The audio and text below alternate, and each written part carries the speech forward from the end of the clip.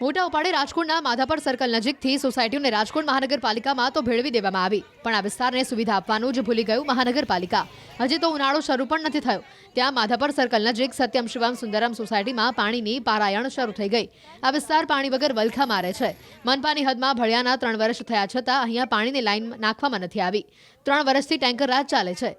મહાનગરપાલિકા દ્વારા ટેન્કરથી પાણી તો આપવામાં આવે છે, પરંતુ એક દિવસે અપાય છે, એ પણ માત્ર 7 મિનિટ સુધી જ. લોકોને પીવાનું પાણી પણ માંડ ભરાય છે. વાપરવા માટેનું પાણી તો સ્વખર્ચે જ ખરીદવું પડે છે. આ અંગે અનેકવાર રજૂઆત કરવા છતાં તંત્ર દ્વારા કોઈ કામગીરી નથી કરાઈ. ત્યારે નળની લાઈન નાખવા માટેની માંગ સાથે આ વિસ્તારની મહિલાઓએ હોબાળો મચાવ્યો. લોકોનો આક્ષેપ છે કે મનપામાં ભળ્યા બાદ સુવિધા મળવાની બદલે દુવિધા જ મળી છે. 15-17 વર્ષથી અમારે પાણીની પ્રોબ્લેમ છે અને અમે કોર્પોરેશને બધા બૈરા ગયા હતા તો એ લોકોએ અમને એવી આબંધી આપી હતી કે પાણી તમને આવી જશે. પાણી આવ્યું, એની લાઈને આવી, પણ અમને પાણી આપવામાં આવ્યું નથી.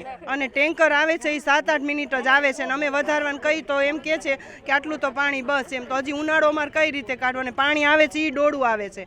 કાં રોજે રોજ ટેન્કર આપો અને કાં પછી પાણીની લાઈન આપો. અમે મત આપવાના નથી અને કાં માધાપર ચોકડી લોક કરશું. અમે આજકાલ કરતાં અમે છેલ્લા 5 વર્ષ 10 વર્ષથી અમે સાંભળીએ છીએ કે પાણી આવી જશે, પાણી આવી જશે. પાણીની પણ આજ સુધી પાણીની સુવિધા કોઈ થઈ નથી. પાણીની લાઈન આ વર્ષે નખાણી છે, પણ એ પણ અધૂરું કામ છે.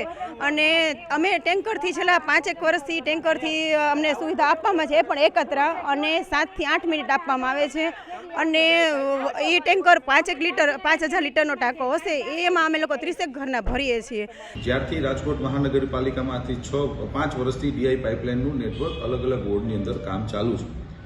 મહાનગરપાલિકામાં 2021માં જ્યારે ઘંટેશ્વર, માધાપર અને આજે વિસ્તારો નવા ભળેલા વિસ્તારો ભળ્યા ત્યારથી નાના મોટા વિકાસના કામો અમે લોકો કરી રહ્યા છીએ. અમુક વિસ્તારમાં અડધું પાણીનું સેટઅપ થયું છે, કારણ કે ટેન્ડર બનતા હોય ત્યારે સોસાયટી વાઇઝ ન બનતા હોય, રોડ વાઇઝ ટેન્ડરો બનાવતા હોય છે. એટલે જે કંઈ પણ બાકી રહી ગયું છે વહેલામાં વહેલી તકે પૂરી કરવાની જવાબદારીની હું ખાતરી પણ આપું છું. રાજકોટમાં ઉનાળાની શરૂઆત થાય એ પહેલાં જ પાણીનો કકળાટ શરૂ થઈ ગયો છે. હાલ આપ જે રીતના દ્રશ્યોમાં જોઈ શકો છો કે જે રીતના જે છે ભર ઉનાળે રાજકોટ શહેર છે ત્યાં પાણીના ટેન્કર જે આવી રહ્યા છે.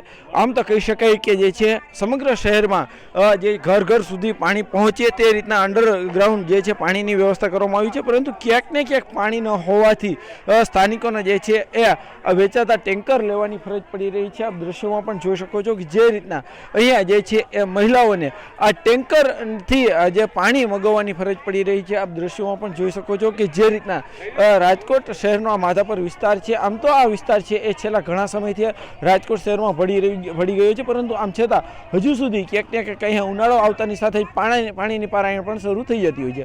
હાર્દિક જોશી, ન્યૂઝ 18 ગુજરાતી, રાજકોટ.